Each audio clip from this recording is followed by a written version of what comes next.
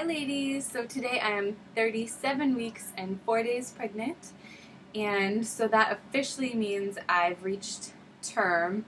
If baby were to come now, baby would be classified as early term, and then at your due date is full term, and then past your due date is, it's not post dates, but you have up to like 42 weeks, and then after that is post dates. So, if baby were to come now, he would be early term, but term, which hopefully means, he would be able to breathe all right and all of those kinds of things, and eat and keep his temperature and things like that. The important things to keep a baby out of NICU, we should have reached the milestone where it would be safe now. So I'm going to let you know kind of what happened since my last video up until today, and then if things happen and I have time to do a quick video, I will keep y'all updated. Alright, the movements that I feel are definitely not as strong or forceful, but I think it's because he's so big now that he's kind of cramped up. He used to be able to, move around freely, and now he can just move a little bit. So I'm feeling movements for sure. I don't feel him flipping, and I don't feel him strong now. So the pains in the cervix have been less lately, the sharp stabbing pains. I'm not getting those as much as I was. Something new that started this week, sleeping has just been difficult. It started with my hips hurting, and my hips aren't too bad now. I found if I put a pregnancy wedge under my belly when I sleep on my side and then something between my legs, my hips feel better. They're not waking me up, but I think putting that wedge under my belly twists my spine a little bit, and so my back has been hurting from that. So I guess I get to choose if I want my hips to hurt or my back to hurt. One really good thing is I do see a chiropractor every week, so I get adjusted, and then I'm good for a few days until everything is kind of wonky again. So at least I get a few good days of sleep. I wake up, it just depends, if I drink a lot of water that day, which you should, I wake up about every 1 to 2 hours. Some nights, if I don't drink a lot before bedtime, I might wake up every 3 hours. But I'm just up a lot, and then come morning time, my back hurts so bad. I have to roll over every 10 to 20 minutes, just because my back hurts. And I probably should just get up, but I've had 2 kids, and I'm savoring every moment of rest I can get now before the baby comes, because, I'm not going to have that opportunity to try and get another hour of sleep once baby is here. I'll have a baby to take care of, and 2 older kids. They're pretty good with my husband, can pretty well take care of them in the morning, because he does breakfast with them every morning. So that's how I'm able to get some extra sleep, is my husband is home to do breakfast and spend some time with them in the mornings. So it'll be baby and I in bed in the mornings. But yes, I'm savoring any sleep I can get. Okay, so this week I've definitely felt some nesting urge. It's not crazy yet, but I look around and I'm yeah, all this needs done. I don't want to have to do this when the baby is here. And so, I'm on top of laundry, getting it put away, and vacuuming, and keeping toys picked up, and things like that, which probably most people do every day, and I used to, but it's hard to bend over and carry laundry up our stairs and stuff like that. So I would do a big pickup of the house every couple days, just because it's so hard to bend down and pick up all of the little toys and stuff. And I mean, my kids help, so I'm just staying really on top of that this week. I'm making sure everything is picked up and put away, and so I don't have a lot to do if we would have to go into labor or something. So We got our FMLA paperwork done this week. So my husband has officially turned in his paperwork to be able to stay home with us for a few weeks once the baby is here. So that's exciting. I'm excited that he will be home with us for a little while. And contraction-wise, I'm getting contractions still. I would say they're less frequent than they had been. However, I would say about half of them are real legit contractions. Like, I have to stop. If I'm like up walking, I can't walk through them. I have to kind of stop and breathe, and I don't want anyone to talk to me when they happen. And when you've been in labor before, at least for me, and I've heard other people, after some time passes, you kind of forget, like, the pain of it, like what it felt like. Like, you know it hurt, you remember that it hurt, but you don't remember, like, how exactly it felt. But I've had a few contractions that I'm like, oh yeah, that's what labor feels like. And so, yeah, that's happening now. And the thing is, like, I have the Braxton Hicks, and they last like 30 seconds to a minute, and they don't hurt, it's just pressure. And then these other contractions that I've been having that do hurt, they last for like 3 minutes. And that in labor, usually they don't last that long. But in this pre-labor or prodromal stuff,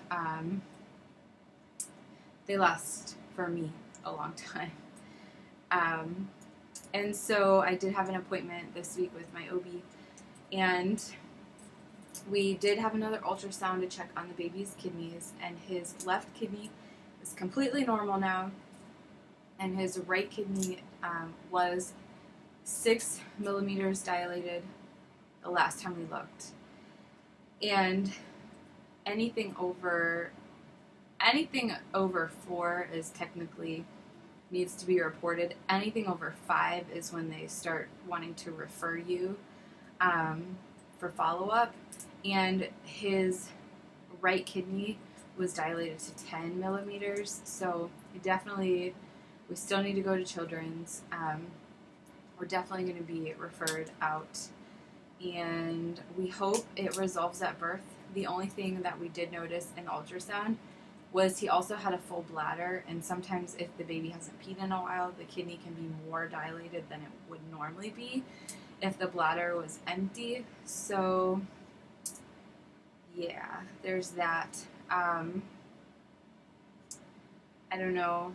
We'll just see how it goes, and hope and pray that this kidney resolves itself as well. And yeah, so it's unilateral now, just on one side, and hopefully when he's born, it takes care of itself. So within the first 3 weeks, we will be going to Children's Hospital to get that sorted out and figure out what we need to do for him, or what we need to be watching for as possible complications of that.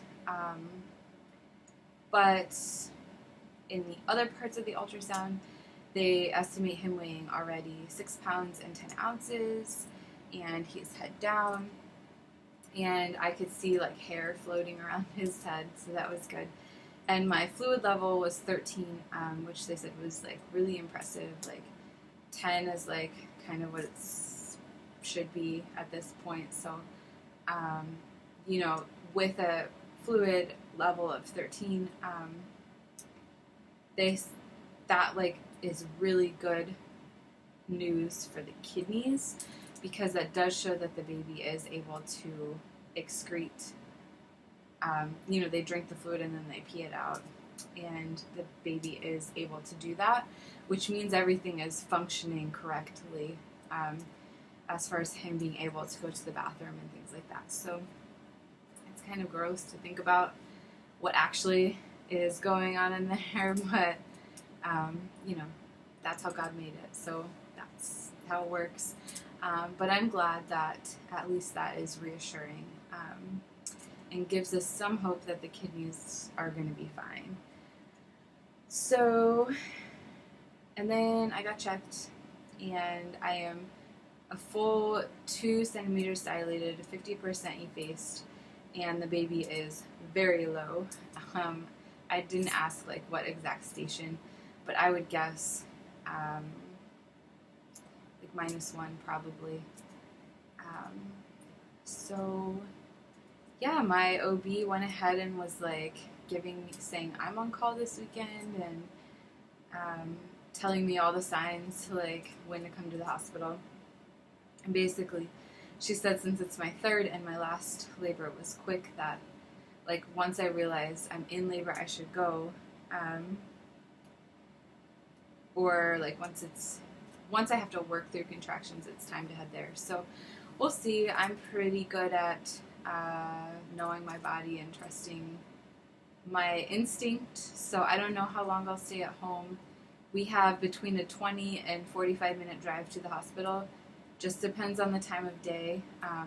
If it's at night or early morning, it takes less time to get there. If we have to go during any rush hour, it could take 45 minutes or an hour. So that will also get kind of calculated into when we need to leave. I will say last time I was in transition in the car, and that was really hard.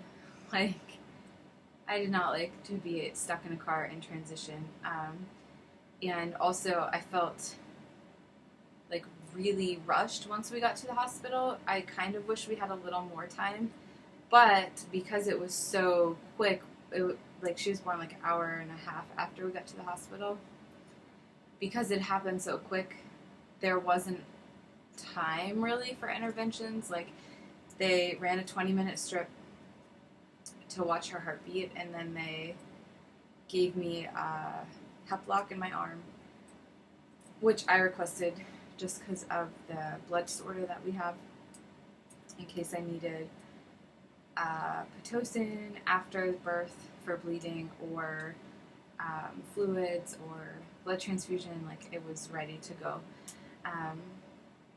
And then they just Doppler monitored me for the rest of labor.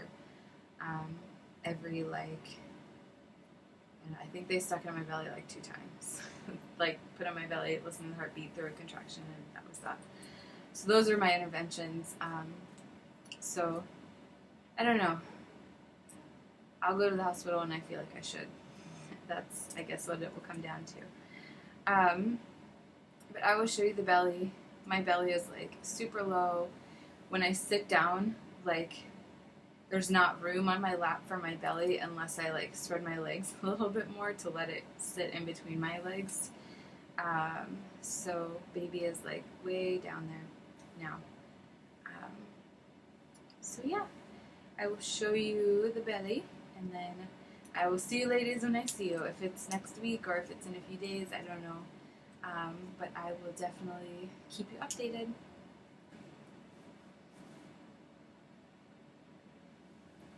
37 weeks and 4 days.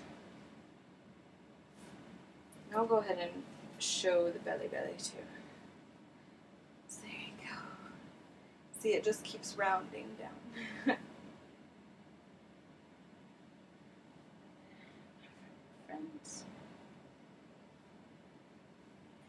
Other side. It's a lot of baby in there.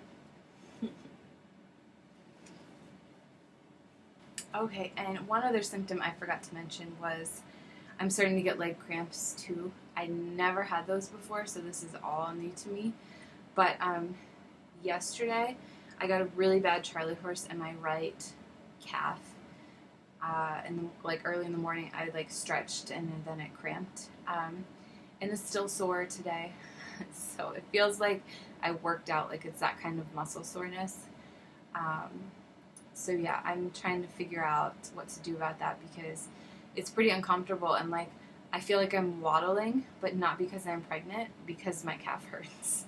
So I've tried magnesium lotion, like rubbed on there, and upping my potassium, and I do stay really well hydrated. So I'm not exactly sure what's causing that, but I have noticed a few times I've felt it almost cramp, and I've been able to like move my foot quick enough to where it doesn't.